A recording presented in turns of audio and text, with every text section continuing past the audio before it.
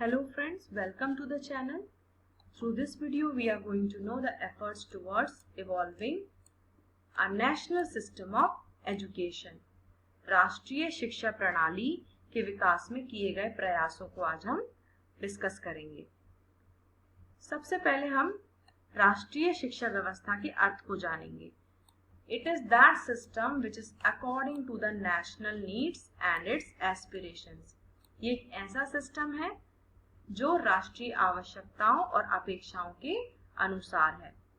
Each nation differs from the other in various ways. एक राष्ट्र दूसरे राष्ट्रों से कई मायने में अलग होता है, इसलिए हर राष्ट्र के पास उसकी खुद की शिक्षा व्यवस्था होनी चाहिए। The concept of national system of education implies that up to a given level, all students, irrespective of caste, creed, location or sex, have access to education of a comparable quality. राष्ट्रीय शिक्षा व्यवस्था की अवधारणा से तात्पर्य है एक ऐसी शिक्षा से जो एक निश्चित स्तर तक सभी छात्रों को, चाहे उनकी जाति, पंथ, स्थान या लिंग कुछ भी हो, तुलनीय गुणवत्ता की शिक्षा उन तक उपलब्ध कराए। राष्ट्रीय शिक्षा व्यवस्था का संबंध राष्ट्रीय पाठ्यचर्या या राष्ट्रीय पाठ्यचर्या रूपरेखा से होता है, जिसमें बुनियादी आवश्यकताओं को शामिल किया जाता है विद दैट आर फ्लेक्सिबल, मतलब लचीलेपन के साथ। लचीलेपन क्यों जरूरी है? क्योंकि हमारा देश विभिन्नताओं वाला देश है। यहाँ की ज्योग्राफी डिफरेंट है और यहाँ का कल्चर भी डिफरेंट है, तो ये ऐसी होनी चाहिए जो कंटेक्स्ट और सिचुएशन के हिसाब से फ्लेक्सिबल हो या जिसमें कुछ मॉडिफिकेशंस किए जा सके। और ऐसी शिक्षा व्यवस्था को बनाने में भारतीयों ने ब्रिटिश रूल में ही प्रयास शुरू कर दिए थे, ताकि एक ऐसी शिक्षा व्यवस्था क्रिएट की जाए जो इंक्लूसिव हो, कल्चरली रेलेवेंट हो और जिसका फोकस नेशनल डेवलपमेंट पर हो। इंक्लूसिव का मतलब है ऐसी शिक्षा व्यवस्था जिसमें सभी का समावेश हो। कल्चरली रेलेवेंट का अर्थ है जो हमारे कल्चर से संबंधित हो और जिसका फोकस या जिसका जो मुख्य उद्देश्य राष्ट्र के विकास पर हो या जो राष्ट्रीय विकास पर केंद्रित हो। इन प्रयासों में समाज सुधारकों, शैक्षिक नेताओं और राष्ट्रवादी आंदोलनों की पहल शामिल थी। ऐसी शिक्षा व्यवस्था भारतीय क्यों चाह रहे थे? क्योंकि जो ब्रिटिश शिक्षा व्यवस्था थी उसमें कई डिफेक्ट्स थे। ब्रिटिश शिक्षा व्यवस्था एंटी इंडियन और एंटी डेमोक्रेटिक नेचर की थी और यह भारतीय आवश्यकताओं और अपेक्षाओं को पूरा करने में पूरी तरह से विफल साबित हुई थी या वो फेल हो चुकी थी। और एजुकेशन का एडमिनिस्ट्रेशन पूरी तरह से यूरोपियंस के हाथों में था। एजुकेशन का कॉन्सेप्ट पूरी तरह से थियोरेटिकल, मतलब सैद्धांतिक, नैरो मींस संकीर्ण और अनप्रैक्टिकल मतलब अव्यावहारिक थी। और ये ऐसी थी जो सिर्फ वाइट कॉलर जॉब्स के लिए ही भारतीयों को तैयार कर रही थी और इसका संबंध इंडियन कल्चर से बिल्कुल भी नहीं था। और इसमें शिक्षा का माध्यम अंग्रेजी था और मातृभाषाओं की उपेक्षा इसमें की गई थी या जो मदर टंग है उसको नेग्लेक्ट किया गया था। नेशनल सिस्टम ऑफ एजुकेशन के डेवलपमेंट को हम 3 फेसेस में समझ सकते हैं। सबसे पहले फेस में जो इंडियन नेशनलिस्ट ओपिनियन था वो स्ट्रांग हुआ और नेशनल कॉन्शियसनेस बढ़ी, लेकिन ये सिर्फ बंगाल की बाउंड्रीज तक ही लिमिटेड थी, लेकिन इसकी गूंज भारत के बाहर भी या फिर पूरे भारत में हुई। ऑब्जेक्टिव्स क्लियर नहीं थे, थॉट्स में भी क्लैरिटी नहीं थी और पूरी तरह से ये इमोशंस और सेंटिमेंट्स डोमिनेटेड थी।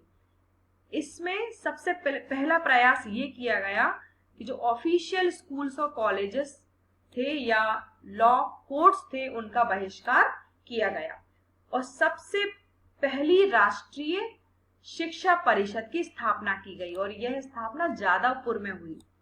पहला राष्ट्रीय स्कूल रंगपुर में 1905 में खोला गया, और ये इसलिए खोला गया ताकि ब्रिटिश सरकार की जो दमनात्मक नीति है उनका विरोध किया जा सके, और भारतीय लोगों ने बढ़ चढ़कर दान दिया ताकि राष्ट्रीय विद्यालयों की स्थापना हो सके। जो शिक्षा परिषद थी जादवपुर में, आज वो जादवपुर यूनिवर्सिटी बन चुकी है। दूसरे फेज में महात्मा गांधी स्क्रीन पर अपीयर हुए और एक रिजोल्यूशन 1920 में पास किया गया, जिसमें यह सलाह दी गई कि भारतीय बच्चों को सरकारी स्कूल और कॉलेजेस या फिर जो एडेड स्कूल्स हैं उनसे धीरे धीरे निकाला जाए और भारतीय स्कूलों की और कॉलेजों की स्थापना की जाए। और महात्मा गांधी ने नॉन कॉपरेशन मूवमेंट भी लॉन्च किया, और सबसे पहला नेशनल एजुकेशन मूवमेंट अलीगढ़ में ओरिजिनेट हुआ, जिसमें स्टूडेंट और टीचर्स ने जॉइंटली प्रोटेस्ट किया against the non national curriculum and anti national attitude of the British government. British सरकार के एंटी नेशनल एटीट्यूड मीन्स राष्ट्र विरोधी जो दृष्टिकोण था और नॉन नेशनल करिकुलम, उसके प्रोटेस्ट में ये आंदोलन किया गया। और श्री गोपाल कृष्ण गोखले का भी मत था कि राष्ट्रीय शिक्षा व्यवस्था भारतीय या राष्ट्रीय नेचर की होनी चाहिए। थर्ड फेज में महात्मा गांधी ने बेसिक एजुकेशन स्कीम लॉन्च की।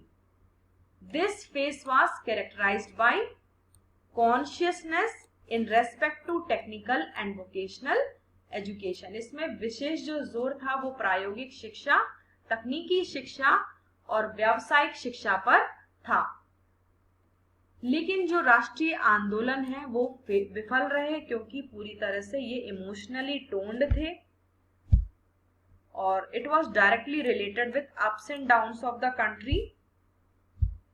Teachers and students actively joined politics and finance was a great hurdle before the movement। मतलब ये जो आंदोलन थे वो पूरी तरह से भावनात्मक रूप से प्रेरित थे और इसका सीधा संबंध देश में चल रहे उतार चढ़ाव से था। और इन आंदोलनों की वजह से शिक्षक और छात्र सक्रिय रूप से राजनीति में शामिल हुए, और सबसे बड़ी समस्या इन आंदोलनों के पीछे वित्त थी, क्योंकि फाइनेंस की उस समय कमी थी। लेकिन इसका एक पॉजिटिव इफेक्ट हुआ कि जो आजादी के बाद जो नेशनल एजुकेशनल डेवलपमेंट हुए वो इसी से प्रेरित होकर किए गए। It condition the later educational development in the country. It had impacted on the development of primary education in the country. इससे भारतीय जो प्राथमिक शिक्षा है उसका विकास किया गया, या प्राथमिक शिक्षा के विकास पर इसका प्रभाव पड़ा। मातृभाषा के माध्यम से शिक्षा देने की व्यवस्था अब पूरी तरह से देश में लागू हो गई है, क्योंकि राष्ट्रीय शिक्षा व्यवस्था में मातृभाषा पर जोर दिया गया था। और आज आप देख सकते हैं कि हमारे देश में मातृभाषा में ही प्राथमिक शिक्षा या शिक्षा प्रदान की जाती है। It laid emphasis on the development of a national language। इसमें राष्ट्रीय भाषा के विकास पर जोर दिया गया। The scheme of basic education is the precious gift of Gandhi ji to the nation। बुनियादी शिक्षा की योजना राष्ट्र को गांधी जी का एक अनमोल उपहार है। It increased the percentage of literacy among women। महिलाओं में साक्षरता का प्रतिशत बढ़ा और स्कूलों का माहौल बदल गया। School atmosphere changed. It led to the establishment of permanent institution. इससे स्थायी संस्थाओं की स्थापना हुई। It led to the development of national consciousness which in turn strengthen the national movement for freedom. इससे राष्ट्रीय चेतना का विकास हुआ, जिससे स्वतंत्रता के लिए राष्ट्रीय आंदोलनों को मजबूती मिली। अब हम कुछ की एफर्ट्स बाय इंडियंस को जानते हैं। Sir Syed Ahmad Khan and Aligarh movement. Sir Syed Ahmad Khan founded the Muhammadan Anglo Oriental college in Aligarh which later became Aligarh Muslim university. और इसका मेन एम क्या था? ट्रेडिशनल इस्लामिक एजुकेशन को मॉडर्न एजुकेशन से ब्लेंड करना, मॉडर्न वेस्टर्न एजुकेशन से ब्लेंड करना, ताकि साइंटिफिक और रैशनल थिंकिंग को मुस्लिम्स के बीच प्रमोट किया जा सके। दूसरा मेन एफर्ट था स्वामी दयानंद सरस्वती जी का। इन्होंने आर्य समाज की स्थापना की, एडवोकेटिंग फॉर वैदिक education and the establishment of gurukuls.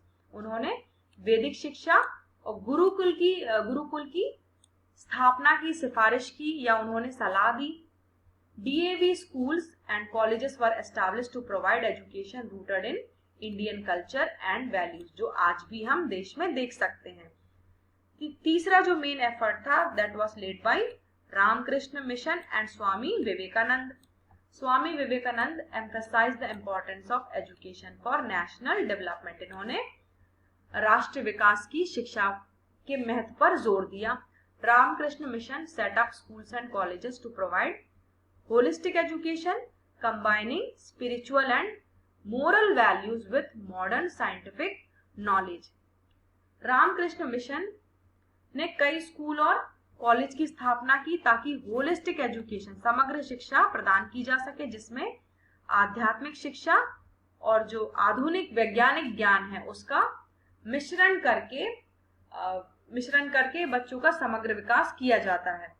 Next जो की एफर्ट्स हैं वो रविंद्रनाथ टैगोर जी ने किए। उन्होंने शांति निकेतन की स्थापना की, later Vishwa Bharati university as a centre for learning that integrated the best of Indians and Western educational traditions। इसमें भारतीय और पश्चिमी कल्चर को इंटीग्रेट करके एजुकेशन प्रोवाइड करने पर जोर दिया गया। It emphasized creativity, self expression and a close connection with nature, जिसमें रचनात्मकता, स्वयं की अभिव्यक्ति और प्रकृति से संबंध पर विशेष जोर दिया गया। नेक्स्ट है Jamia Millia Islamia, founded by nationalist leader like मौलाना मोहम्मद अली जौहर, हाकिम Ajmal Khan and doctor Zakir Hussain. Jamia Millia Islamia aimed to provide education free from colonial influence and promote cultural and intellectual revival among Muslims। So friends, आज के इस वीडियो में हमने efforts towards evolving national system of education के बारे में जाना, इसके फेसेस के बारे में जाना, ये क्यों फेल हुआ उसके कारण के बारे में जाना, और इसका प्रभाव लेटर एजुकेशनल डेवलपमेंट्स पर क्या पड़ा उसे जाना, और की एफर्ट्स बाय द इंडियंस, भारतीयों ने क्या मुख्य प्रयास किए उनको जाना। Thank you so much.